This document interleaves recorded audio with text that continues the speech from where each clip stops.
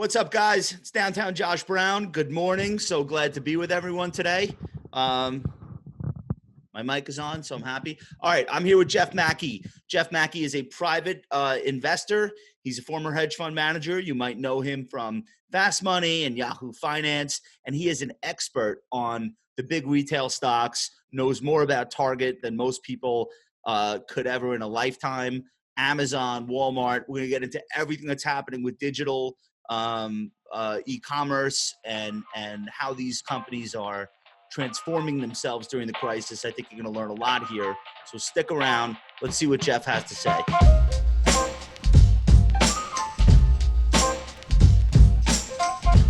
Okay, Macke. Yo, JB.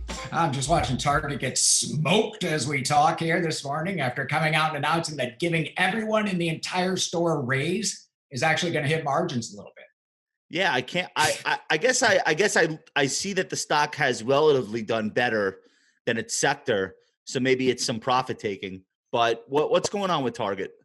Yeah, people don't know what to make of the retail space in general, because right now, if you're going to draw this up and say what you guys want to do in like the next 10 years is build out e-commerce, and if you could do it in a perfect world, you would do it where earnings don't really matter that much. You would just be able to spend the way you would if it was you and I owned a company and it was like, here's a huge opportunity, let's spend some cash and go after it. Well, that has been done before.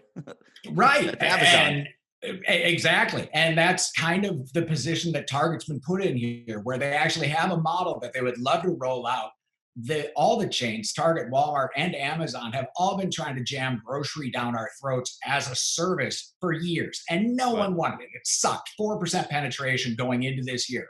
People can't order it fast enough. So when I saw Target this morning, their digital growth is up 275%. Apparel sales are soft. Now, I'm willing to give them a pass on apparel sales because apparel sales at the Gap are down 100%. So I'm figuring that Target's doing okay, down 30%. And it's actually kind of consistent with what we've seen with H&M in China, what we've seen with other chains that have actually opened in the face of this virus. People don't want to buy apparel right now. That's not a huge No one's going to see. And no one's going to see you. It doesn't matter what you're wearing, unless you're right. Unless you're doing YouTube videos. Nobody cares. Right. And you know what? I'll be honest with you. Even on our little Zoom here, I'm wearing some old clothes, Josh. I'm sorry. I hate to offend you with my dated sweater, but no one really gives a crap. And your cute shirt from Target, people will buy those again. That's going to come back, but it's going to take a while before we're buying apparel. What you are seeing, though, is a shift in consumers from buying all the toilet paper and rice and everything. We've got enough starchy foods and toilet paper for a while. And so you're seeing across all the chains here in the UK, everywhere, fewer groceries, more hard lines. People are starting to get comfortable in their house and thinking things like, geez, these bath towels are getting ratty because we have 9,000 times as many showers taking place in this house as we did a month ago. People are behaving the way you would expect human beings living different and in their house all the time to behave. That's what I want to see as a guy who invests in these things for a living, is that turn in consumer behavior, because the government stuff is just noise. It's, you know, as well as I do. If people want to buy something, there's no way to stop them. If they don't want to buy it, the government could not jam people into a store literally at gunpoint. You just can't make people shop. So last week on the 15th, the Mnuchin checks went out to people that filed their taxes. $150 billion was distributed into direct deposit bank accounts. And my guess is that Target and probably more so Amazon are two of the greatest beneficiaries of that cash literally hitting people's bank accounts. It's not a fortune, it's $1,200, but that's where it's going, right? And maybe the dollar stores. It's going to the stores that are open. So you have a few. You've got local grocers that are open, but the people that are really capturing share are the Targets and the Walmart. When I see 275% growth in digital month over month for April and Target, which is up from 100% in March, that's market share. And so whatever consumers do after the fact, some of that is going to stick. Retail is always about market share. Normally, it's just an axe fight over who can charge the least for Tide and get away with it. Now it's who can get this to my house on time the way I want it. Amazon obviously is going to do well online. They don't have anything for stores. And so we're seeing that mix, that omni-channel, buy it online, pick it up at the store. That model's working right now, and it's scalable. So it's not just a Band-Aid. And what the big merchants are doing, Target, Walmart, Costco in particular, and I'm long all three, is they're doing the right thing by the associates first. They're taking care of them, and they're trying to take care of their customers as best they can. Talk about that. What is Target doing for its associates right now? Target they extended a $2 an hour raise, which is pretty generous, and they're handing out masks. They're taking care. They're doing the sanitation things that a lot of the stores are doing, and so all the employees get masks. I've got a buddy in Minnesota who's in the acrylic business, little spit screens like the human salad bar things you see at check stands. It's the best business he's ever seen in his life. He literally can't get acrylic fast enough because every retailer's installing all those guards, all those little kind of protections for the employees that they've put off for years because no one really wanted them. Well, now it's really important for these stores to take care of the customers and take care of the associates. That's going to build goodwill. It's the no-brainer investment for them. And so if Target has to inflate payrolls for a quarter, that's fine. I'm all in favor of happy associates because they're working really hard and they're doing hard work. Dude, they almost belong in, like, if we do a parade for de Blasio was talking about doing a parade for healthcare workers when this is all over. I don't know how you do that without a vaccine, but okay. I feel like the shelf stockers and the cashiers should be part of that parade. Like, these people are standing there wearing welding helmets for not a lot of money. They don't make what emergency room doctors make, and they're there on the front lines. They're literally dealing with old people and potentially sick people. It's heroic. It's completely heroic. And there's a basic conflict in all of retail. And this is what scares me about the malls and about McDonald's and about all the rest of it. These are businesses that really what they thrive on is driving traffic through the store and capturing a certain amount of dollars from X% of customers. And that's why a lot of the lesser chains always talk about mall traffic. Because the idea is if 100 people go through our store, we can close 80 of them, and that's great for us. But if that number drops to 80 people going through your store, all of a sudden you're closing 65. These aren't big margin businesses. They need full traffic. And so you have to take care of the associates. You have to deal with that problem where, Costco traffic is down, Target traffic is down. That's what happens when you restrict the number of customers who can come in your store. Right. Again, that's the whole idea. You got the velvet rope up front. You're limiting the number of people who can come in your store. Your traffic is going to suffer. That simply makes sense. And it hits margins in the short term. But again, you're forcing customers to get used to buying groceries online, to get used to getting basics. I think that's right. I think customers will remember who was open for them and who was equipped to get shipments to their house and who was ready to do curbside right. And Best Buy's in that category. They will put a flat screen TV right in your trunk while you sit in front of the store idling. Like, people will remember that. That's one. Two, we went through like a 6 or 7 year period where brick and mortar was deemed to be not even worthless, almost like a negative value. And we took all these stores for granted. I think that's over. Walmart's market cap is now $362 billion. It's back to being one of the largest publicly traded companies in the country. Target is $51.5 billion. Like, I don't think we will ever treat these companies the way we were circa, let's say, 2012 through 2019. Like, and you got to think about now. It's, why there's respect? Because they have physical boxes within 10 miles of like 90% of the country, 95% in the case of Walmart. That's how close everyone is. And so Amazon can talk about how they're going to use the mail as a supply chain. They're going to use their vans as a supply chain. You know what kicks the crap out of that? 250,000 square feet in a suburb. I can use that store box for anything I want. And that's what you're seeing at the stores now. They're shifting allocation of their floor space to serve that online customer. Because if you think about the difference between Target and Macy's, Macy's has a lot of real estate too, but that's all mall real estate and a parking ramp that you got to go, you got to deal, and it's a hassle. What the big box stores have is the distribution chain that we need, the supply chain that we need. Big, huge parking lots right outside of town. They're all right off the freeway. They're designed to do nothing except huge trucks in the back, pile the merchandise through, and distribute it out front. Never It's been the more, model never that we been need. more important. It's never been Exactly. more It's important. never been more critical. And at $51 million, I mean, I don't like Target as an acquisition. I want Target to reap holy mighty share and just take it and go ahead and win. But that's a hell of an acquisition for that much space.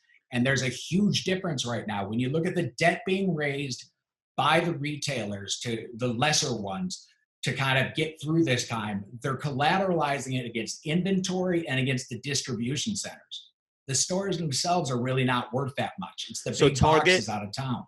so Target is enterprise value. So it's 51 billion in market cap, but then another 14 billion in debt. So $63 billion all in. Let's say you had to pay a 20% premium for it.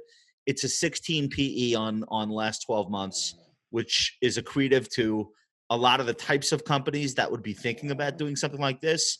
So it's an interesting idea that, Target might be worth a lot as kind of like a physical distribution. And I don't think Shopify is big enough to buy them, but like somebody that's serious about taking on Amazon. And maybe there isn't anyone. Maybe it's Target. I don't know that they need anyone to be serious. I think Amazon is not going to get a monopoly on retail simply because for the same reason you can't make consumers do anything. You can't make everybody shop at the same store. It's too easy to take share. At best, you have an oligopoly. And really what you have is just kind of an effective one, especially now where the companies that came into this crisis without online operations, without omni-channel, they're screwed. Their cost of capital is basically just, it's infinity. It's endless. I'm on Costco, Amazon, Walmart, and Target, all of them, for the first time basically since I've been doing this, which is a long time. So this is a long shot, but like Alibaba decides they want to be serious in North America. They could do the Target deal. Congress would LOL and shred the paperwork on camera, but it's an interesting idea. I want to get into Amazon. So this is a stock that's outperformed the S&P by I think 40 percentage points year to date, something like that. Morgan Stanley cut them this week just because the stock has done so well.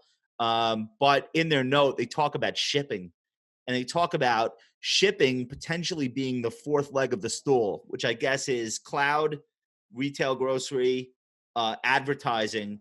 And then they think shipping as a standalone business could be worth more than $200 billion, like Amazon's logistics as they build that out. Right. I guess what I want to ask you is, they seem to be kicking ass. I see their vans all over my neighborhood, which is anecdotal. What's going on with Amazon right now? They're selling stuff as fast as they can. The entire online infrastructure of retail right now is literally moving product as fast as they possibly can. And in the case of, again, the Gaps, the Foot Lockers, the chains that kind of are online. We sell you basically the same Nikes, but it's from our .com versus theirs. Yeah. Those companies are kind of screwed. But the other guys are just taking share. So Amazon is actually having to slow down orders. Now, as it matures in terms of, if you look at kind of the physical retailers on one side and Amazon on the other, just we won't even bother with the other e-commerce, they're going to become one thing. It's going to become omni-channel as Amazon learns how to do stores, and simply because they need more than vans. You can't just put all the inventory in vans and have them drive around endlessly until you deliver. They closed the stores, the Amazon Go stores. They closed them because why bother? Because as it turns out, and I've done some numbers on retail before, building stores for $100 million a piece just because people don't want to go to the cash register, that doesn't make a ton of economic sense. Amazon retail is like a bunch of MBAs with a whiteboard. Like they're having to start it from scratch, right. Which is fine. I was an MBA with a whiteboard. My dad was a Target guy, so I know it doesn't work that way. Amazon sucks at physical retail. They should be the ones to buy Target, and they should let Target run the store. I can't get, or I should say I can't. It took 3 weeks to get a delivery date from Amazon Fresh. and like Whole Foods has been a problem. Like we've been trying to order stuff from Amazon, like anything grocery related. And I don't know if that's regional because of where I am in the country and they're just not ready for that. But Amazon's the kind of company that by the time this is over, they will have learned so much about what to do and what not to do And that yeah, delivery grocery could just be a permanent part of people's lives, like double the amount of people that were using it before the crisis. right. And Amazon kind of needs that to come together. The Whole Foods actually comped negative last year, which is Yeah, right. insane. They got their ass kicked by Kroger. Kroger's beat the crap out of Amazon in physical stores. Amazon's way too smart to be that bad at anything. And so, it turns out Kroger's has those stores. The local Ralph's is a Kroger's, the local Hy-Vee, whatever you want to pick. Yeah, A Piggly like Wiggly. 12 brands that are Kroger. You just don't know it. Right. And so they're huge and they've got the distribution. They're terrible online, but you would expect them to be because they've been paid to grind out 2% margins for the last 20 years. And so they don't sound slick. They don't sound that sophisticated on the phone. They're kicking the crap out of the Whole Food stores. And that's kind of all you can ask from them. Berkshire Hathaway bought some Kroger last quarter. I don't know what they're doing this quarter, but in Q4, before any of this pandemic, Berkshire started a new position in Kroger, but they like notoriously hate anything to do with retail other than that jewelry store in Omaha and the furniture Borsheimer's. I mart. bought my engagement ring, my wife there. It's a Did you really? fantastic place to buy jewelry. And the furniture mart. But outside of that, like they don't typically buy retailer stocks. And when they have, they've been disastrous, like Pier 1 Imports. So was bad. once a Berkshire So bad. holding. They actually found an accounting scandal in a UK retailer, which is just crazy. It's like you went abroad, you picked one out of the infinity of like foreign retailers, and you found the one that fakes their numbers. Yeah. But the play there, what Berkshire does like, are kind of regular flow businesses. And until this quarter, Kroger had, lock, stock, or barrel, you're going to the freaking local grocery store. It's just your store. And they would have to put something so inferior to break people out of that habit of going to wherever your local grocery store is, no matter really how you feel about it. People just get into that habit.